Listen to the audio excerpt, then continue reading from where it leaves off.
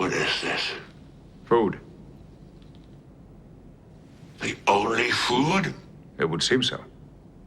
Just the right amount of food.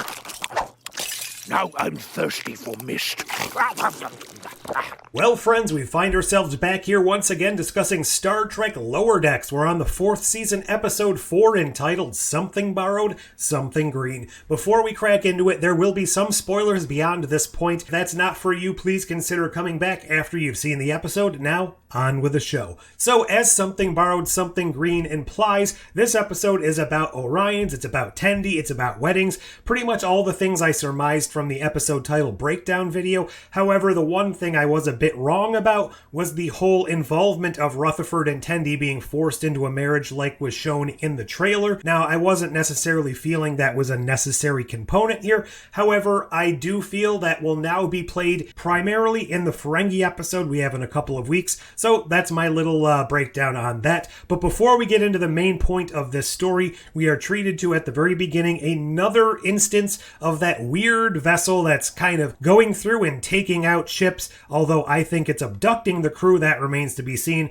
So it took out the Klingons, it took out the Romulans, and now it has taken out an Orion vessel. This is the first time, at least as far as I've noticed, where this little snippet actually kind of sort of connects to the main ongoing story of the episode. Now, it didn't play any real component, but it was mentioned something along the lines of the relationship between the Federation and the Orions after the ship was destroyed or went missing, something along those lines. And the fact that these events were shown at the beginning of the episode instead of kind of tacked on to the end feels like it's now moving more so into the forefront of the season instead of being this weird disconnected component that's just kind of thrust in at the end of episodes and not connected to anything. This episode was a very character-focused, more serious type of episode, although I say serious for Lower Decks. It wasn't necessarily the most serious episode that we've ever seen in Star Trek, and I think that something I haven't really come to terms with yet is how the show is growing up, but the way that the show is structured is kind of a little bit detrimental to that growth. So now that all our characters have been promoted to Lieutenant Junior grade, well, at least our main 4 lower deckers, and of course T'Lyn as well, they're now acting a little bit more grown up and mature, which I like. It's not 100 jokes and references to Star Trek per minute like it used to be. We're now spending time with a little bit more mature characters. Sure, we're getting zaniness, especially the stuff on the ship with Boimler and Rutherford, but I'll get to that later. It just seems like when we're spending all this time with a heartfelt character growth and arc learning backstories, developing characters in a 22-minute episode that used to just be mile-a-minute slapstick, zany, and Star Trek references, it just doesn't feel like we have the time to do the more serious storylines that they're trying to implement. I'm not saying anything was done poorly in this episode. The stuff we learned about Tendi and her background was great.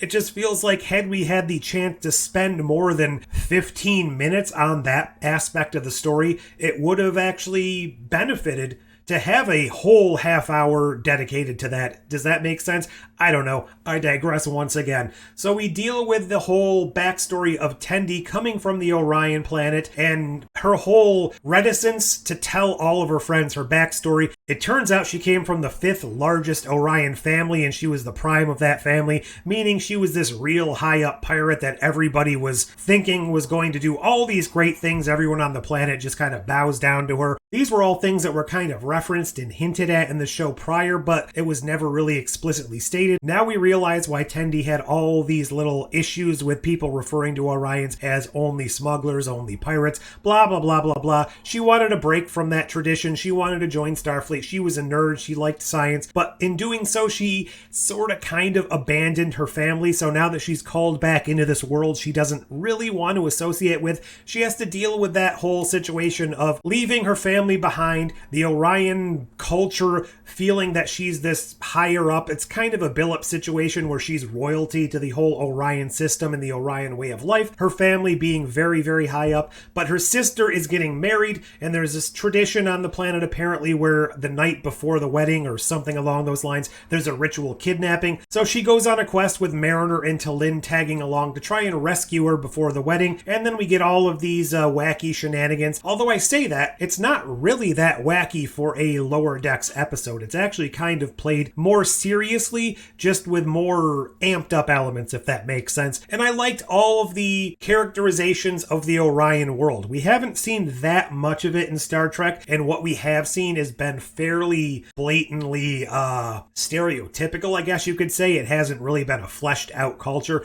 although Star Trek in and of itself generally tends to stereotype cultures anyways, but this is the first time we've really seen much of it outside of maybe Enterprise. I think Enterprise is probably the most exploration we've had there. Sure, Discovery had that whole Emerald Chain storyline, but that was kind of just one piece of the Orions. So all of that was good. And then we had this storyline going on the Cerritos, which wasn't really all that interesting, but it did bring back a character design that I really liked from the third season of TNG. The Chelnoth, I believe, are how they're pronounced. And that was the episode where Picard, a Bolian, a Chelnoth, and I don't remember the name of the other species in there. Some blue guy who was very, respected in his culture, and they were all captured and put in this little room, and some aliens were trying to figure out what they would do. It was kind of like a little test. This was also the episode where you saw Captain Jean-Luc Picard singing, and Here's to the finest crew in Starfleet.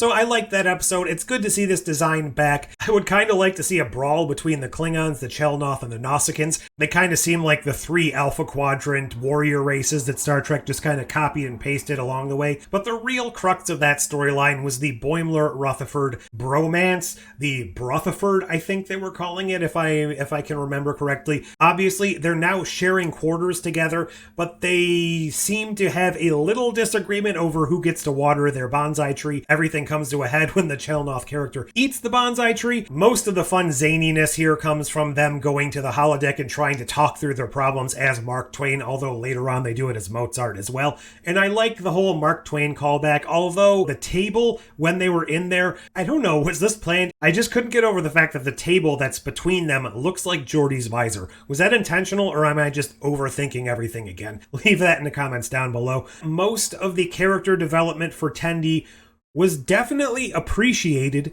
and I would say that prior to this season, she was probably my favorite character, the one with the least character development. We even got some character development with Rutherford last season with his whole dark backstory, so to have her finally really getting her moment here is nice, although now my new favorite character has become T'Lyn, and we need more character development for her. So it's nice to see them interacting together. So far, T'Lyn has a pretty good relationship with Boimler and Tendi, and I guess to a lesser extent, Mariner here. She hasn't had much to do with Rutherford yet, so I'm kind of interested to see how well she will integrate with all four of our characters, seeing a five-some at some point. I think in the grand scheme of things, though, this isn't my favorite episode, but similar to last week, it does some much needed growing up and backstory and development for our characters, and I think that's going to be of vital importance. I'm not entirely sure where they're going with this season, but I have a feeling things are going to come to a head by the end of it,